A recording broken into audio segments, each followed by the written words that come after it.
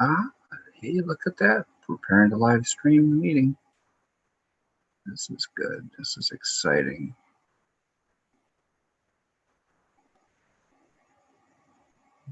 Okay, I think. Awesome. I have a feeling we may be going live. That would be awesome to see. Yep. Okay. All right. Let me not deal with my speaker feedback here. Mute that up. And we're going to see how this all works. Okay. Maybe I need to get a little bit more light on me from some source. Light.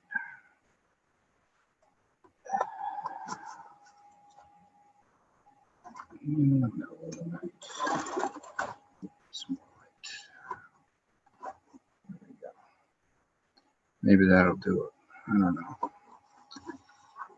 A little more direct, I guess. That does. I hate getting all washed out. Let's see how this is. All right, that seems to be better. Okay, so let's make this go live over here. And stream and add destination. No, okay, and new event in my meeting room. That's fine. Discussing Detroit election process. Public entertainment. Now it's more like people on blogs. And we're going to do some low latency and confirm and go live. There we go. Let's see what that does. Failed to update settings on YouTube. Or you can just go live and try logging back. Okay, it's just going to go live, and I guess I'm live. Okay. All right. The objective here.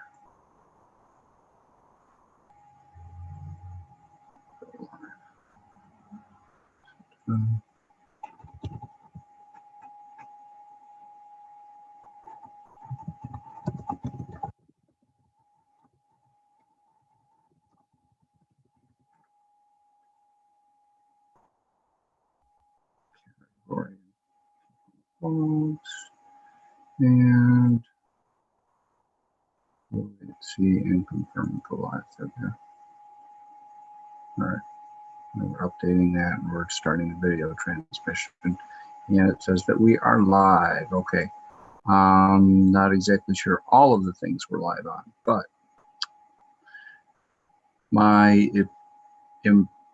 what I'm going to do here is I'm going to talk a little bit about the election process in Detroit, my experiences with it. In 2014, I ran for U.S. Congress as a Green Party member. I was a little concerned about what the election process was, and that took me to 2016, where I heard that they were looking for election challengers to assist with ensuring that the public's interests as far as the polls were concerned are taken care of. So I became an election challenger. I went to TCF Center about middle of the day. Before that, I had actually gone through a number of the polling places and checked on things at different polling places. Some concerns about some of the polling places opening up on time. It seems that sometimes the polling equipment was locked up in areas where the janitor didn't take care of making sure that it was open and available at 6 in the morning, so that when election workers show up an hour before the polls open, they could then retrieve the material so that they could roll out the boxes and have everything available that they need to have. So we're dealing with that. Looks like we got some drop frames and our latency may be an issue somehow.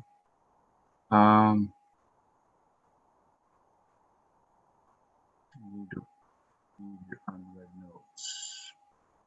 Okay. All right. Troubleshooter. I am checking this. Okay, I don't know that I can really mess with that too much. Okay, so it's just low latency. It's just going to be me talking. I'm not trying to interact with people, so I'm going to have a lot of buffering going on. So as I go through this, I was going to say that I was an election challenger in 2016. The first half of my day, I spent going around some places just checking out whether or not the polls were open and had the equipment available. Then after that, I got to teach the Cobo Hall. It was called Cobo Hall at that time. And in the absentee counting area, they had 10 tabulating machines on one side of the room, 10 tabulating machines on the other side of the room, and they had like a central, I don't know what you want to call it, desk or pit or whatever, where all of the election officials were down the center of the room, so that as any of the tabulating workstations, which had several people working at each tabulating station, they were basically putting ballots into the machines, as well as unpacking ballots and making sure that they were appropriately ready to go through the machine.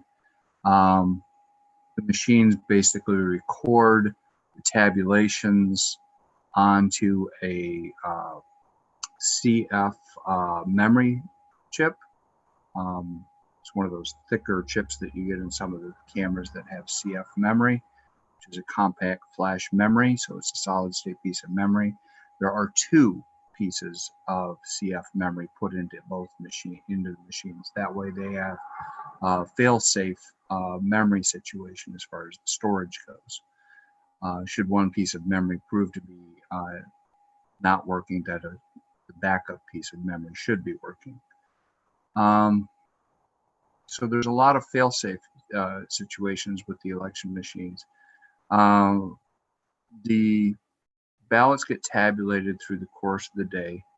From my understanding in the news right now in 2020, we've actually got 10-hour window where they were unpacking the absentee ballots that have been received to date and sorting them out and getting them ready to do the tabulating tomorrow. My concern with some of that is that one of the processes that happens is they look at the outside of the absentee ballot. See if I got an absentee ballot I can show you. I chose not to turn mine in today.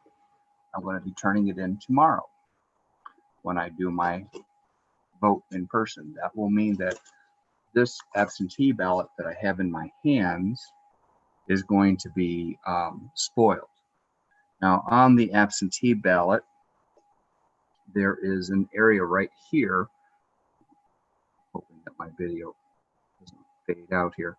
There's a signature box in red that you've put your signature into. And what they do when they count the absentee ballots is make sure that your signature on this matches the signature they have on file from hopefully the last election, because I know that people's signatures kind of deviate over time. And the question for many people is can you make your signature match what's on file? That's a good question for many people.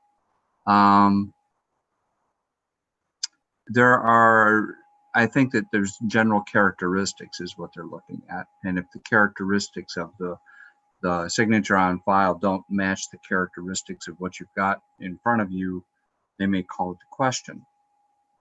Actually, on Saturday, I saw somebody at Farwell bringing their ballot back in because the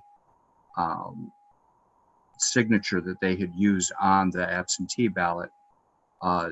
Apparently they had some kind of issue with it matching what was on file, or perhaps they opened the ballot, looked at his signature on the ballot, or signing on ballot, and whether those two actually matched. So inside the envelope, you get what's called a secrecy sleeve, a secrecy envelope, and then you put your ballot into the secrecy envelope. So there's an unpacking process that happens with every absentee ballot.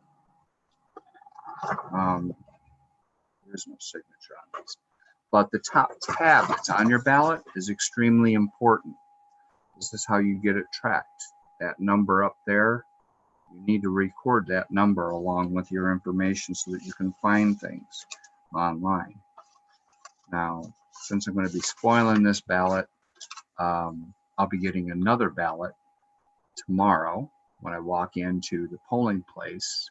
I can't go into one of the early voting locations that were established around the city. There were 23 locations set up where people could walk in, register to vote, and vote in the same day, because that's how Michigan's election law is set up. As far as you can register, vote, and vote the same day. Early voting situation, I don't know enough about our laws on that, but I do know that for 30 days prior to the election that people can go in to one of these locations and cast their vote early.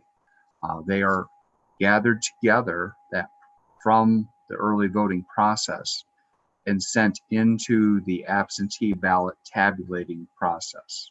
So whether you drop the ballot into the official ballot box or sit down and actually fill out the ballot in person at the early voting location, they're combined at TCF, which is the new name for Coble Hall, where the tabulating machines are going to go through and count up all these ballots that come in from all over the place.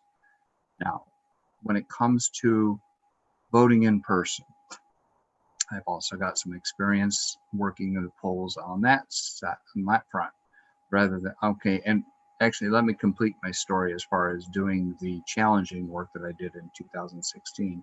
When I was at Coble Hall, and the process is supposed to be that at the end of the night, when all of the tabulation is complete, each machine is supposed to run off four tapes that account for all of the tabulating that's been happening. It's kind of like a register tape at the end of the day. If you were in a grocery store or something like that, you run a tape and it shows all the balances on what categories things were and everything else. So it's showing actually the ballot counts for all of the candidates. So in 2016, what happened was I stayed there longer than anybody else that was doing challenging work. Most of the challengers saw the tapes going up on the walls, figured that everything was done, and they left. I wanted to know whether the tapes all got put on the wall. And about an hour later, I'm realizing that about 5 tapes were missing. If I remember rightly, it was 5, maybe 6 tapes were missing. I went up and I said, there's some tapes missing. And they were like, oh, can you give us a list of which tapes are missing? Because they obviously felt like I was watching exactly which tapes were missing. So I gave them a list, and I waited and I waited, and I was concerned whether or not they could actually produce these total tapes that they were supposed to, because I kept seeing them stuffing ballots, envelopes, and sending stuff out and sending it out and sending it out. And I'm like, is there anything left here for them to be showing me a totals tape? You know, are they sticking 2 tapes into an envelope mistakenly and sending them both out? So the way that the tapes work is you get 4 tapes. 1 is for the city clerk, 2 is for the county clerk, 3 is for the Secretary of State, and the 4th is the one that goes on the wall for the challengers to know that the votes actually did go through the tabulation process and were counted. So it got later and later and later. I went to the police that were on site. I said, listen, I'm not getting the information that I'm supposed to be getting from our election officials right now. They're supposed to be giving me totals tapes. Those total tapes, to this day, I don't know that they produced 3 of those total tapes that were missing. There was a hodgepodge of, I don't know if they were extra runs of tapes, because I think that I was seeing multiple tapes for some of the locations come at me, and I wasn't sure how was I getting tapes if only 4 tapes had been ran. How was I getting duplicates from some of these? And so I really have to call into question what the practices are that they're doing at TCF as far as the totaling process. It really needs to be examined well by the challengers. And the poll workers need to be doing better if this is, someplace that's been falling down. And I don't know how bad it's gotten over time. I haven't been challenging every year when election times come around. Now, I'm going to move on to actually working at the polls, which I did in March for the presidential primary. At that time, I was not a listed candidate. My candidacy showed up through the Wayne County caucus in June. So I was able to work as a poll worker. I chose to work as an electronic poll book worker. I went in and got about 4 hours of training over at Wayne County Community College downtown campus that showed us how to check a computer that had a list of all of the voters for that precinct, and then we could verify that the voter was on the rolls and they'd come in. Sometimes you have a new voter. The thing is at that point in time, we did have the law that if somebody came in and was a new voter, we had to be able to register them and so forth, and then get put into the system. We had a few people come in with their absentee ballots to spoil that ballot and then vote in person. We had to have somebody come in and say they forgot their absentee ballot. And I think that was referred to the election commission worker at the site, the supervisor, and they asked them to fill out some sort of an affidavit, if I recall correctly, that the absentee ballot was not going to be presented. So if you have an absentee ballot, tomorrow, bring the absentee ballot with you. Indicate it's to be spoiled before you're being given another ballot to work on. It should be marked spoiled across the ballot. The ballot should actually say spoiled on it. That way it's not counted. And anybody that does a recall or a count of the ballots, if you see spoiled across the ballot, it should not have been counted. So the spoiled ballots are kept separate from the ballots that are countable at the end of the day as well. So we went through and we collected all of the ballots through the course of the day. End of the day came and we ran off our tape. So one of the things that you have to do when you're in a precinct location is you have to transmit through the internet the totals tapes so that you get your physical copy that you paste on the wall in case you have somebody at the polling place that's doing election challenging and they want to see the tape at the end of the night. It's supposed to be presented so everybody can see it. It should be staying there long enough so people can see it. It's like overnight supposed to be at that location so it can be verified. The other 3 tapes, as I said before, one goes to the city, the other goes to the county, and the other one goes to the Secretary of State. So you have these envelopes that you're packing with different things that go to different locations. We went through and we did all that. We made sure that the ballot box at the end is actually sealed closed. So there's a seal placed on it at the precinct. at the polling place, and then at the end of everything, as you're packing everything up, two persons from the precinct location take the ballot box and related envelopes over to a collections location where all of them go. They're stored then with the election commission as the physical copies of what's needed, and the envelopes are then sent to the appropriate locations for them to be used as needed for the totaling process. This is having paper copy in addition to the electronic copy that was created. So, one thing I'm going to do is I'm going to actually play this video that I had recorded. Play this for a quick second.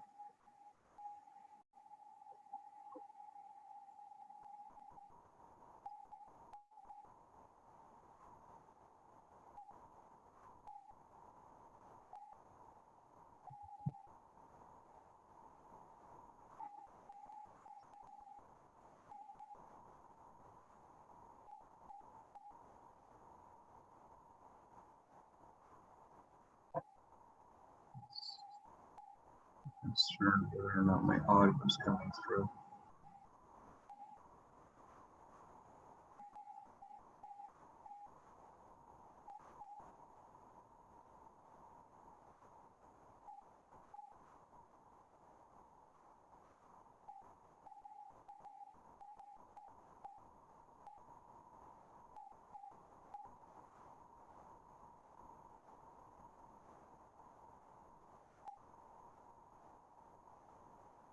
So I'm talking here about the totals tapes that get created.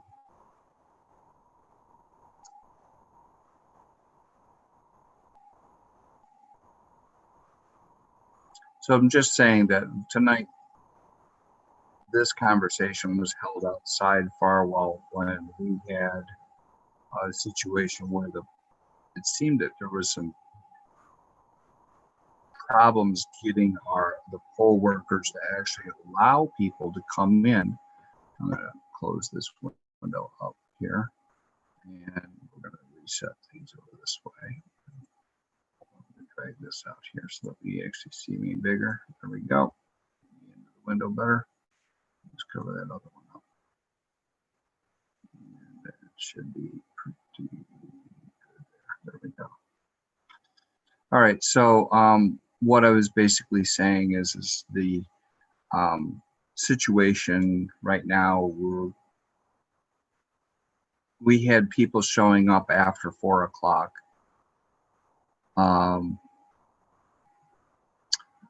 According to Michigan election law, registration before election day is supposed to end at 4. However, our law is that you can register and vote. So I'm not sure how, the same day and vote. So I'm not sure how these two things are conflicting. It seems like, we said one thing here and another thing there as far as the early voting process. If it says something about 4 o'clock, I think that it might need to be updated with the current reference of law that basically would be that same day registration and voting is possible. This is for new voters, especially that aren't currently registered. So this is a huge issue with this particular election here in 2022, because we have an awful lot of brand new voters getting out saying, I'm not willing to sit on the sidelines on this particular election and hopefully for future ones, because the stakes are too high for me to just not participate. It's time to participate. It's far past time to participate, of course, but they're finally seeing a reason to vote. And that's important, that people see a reason to vote. Get out there and make that vote happen. It's super important. So let's talk about what's happening right now. For me, just give you my situation. I walked out because I started thinking about am I going to put my ballot into the absentee ballot pools late on Monday night after 4 p.m. and then have these election officials somehow mess around with anything that was received late over at Farwell? I wasn't happy hearing the election official. She was somewhat intimidating, saying, well, you're going to need an affidavit for your ID if you don't have an ID on you. And she was making it sound accusatory, but I'm just like, that's just the process. You want to encourage people to come in and vote, especially a first-time voter. They're already facing a lot of fears just walking in the door. They're not sure what the process is, and then you start telling them, well, you're going to need an affidavit, and making it sound like that's a bad thing.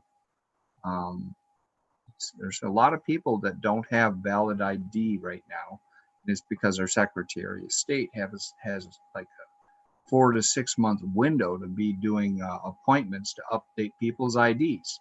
Some few actually get the overnight process. It's really hard to engage with that overnight process. I've done it multiple times as we were trying to work on transferring a title on a vehicle. It's not easy to get that appointed time. And so they opened up a 6 month window. And as soon as the 6 month window is opened up, most of the major Secretary of State locations have already got that entire 6 month window filled with appointments. That means you're booking an appointment 6 months in advance. And not that many people are really happy with waiting 6 months to take care of their Secretary of State matters. And how are you going to deal with the fact that you don't have a valid ID and your election workers looking at your ID and they're saying, well, this was expired? It's like, well, it's a photo ID for one. Accompanying that with a Social Security, a government piece of mail that could come from My Bridges or health services like a bridge card, unemployment insurance communication, all of these things that come back to your home. And they also say utility bills, because that's proof that you're staying at a spot. And so those things can be used as evidence of where you live, along with filling out an affidavit if they say that you need to do that also, because the ID is kind of, I don't know what they want to say. It's not what they want to see. But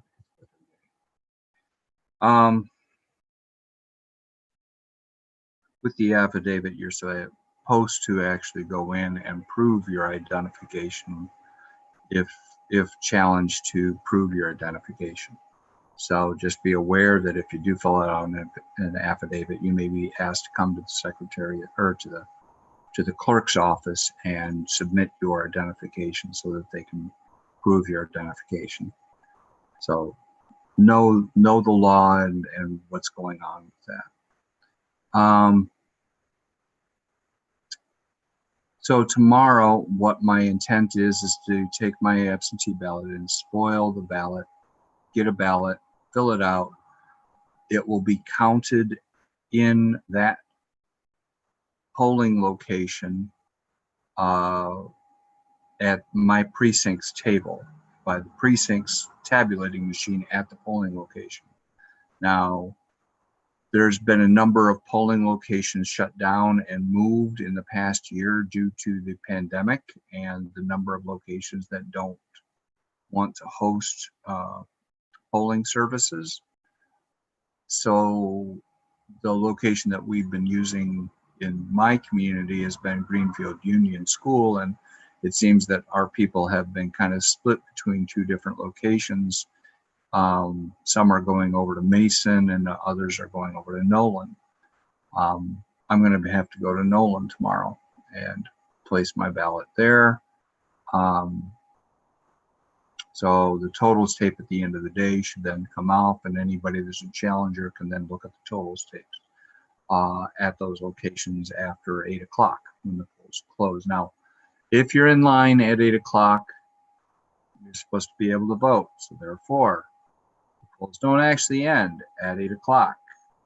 literally when the last person that was in line at 8 o'clock gets through being in line and has their ballot counted, which could wind up being 8:30, it could be 8:45, it could be 9:30. I don't know how long the lines are going to be tomorrow. So please get in, get your vote taken care of. If you have time constraints, try to work with those. If you have the ability to kind of elongate your time as needed, it would be a great thing to do. Try to work with whoever your whatever your constraints are. Okay, so that is about it. I just wanted to make sure that people understood, and I think there's probably going to be some challenging going on, and there's probably also, there stands to be a good chance that somebody that's a candidate would challenge the recount of the ballots.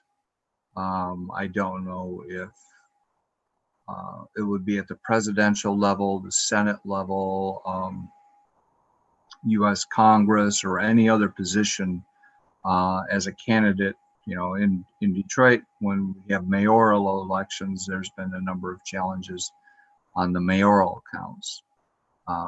Those are done through the city clerk.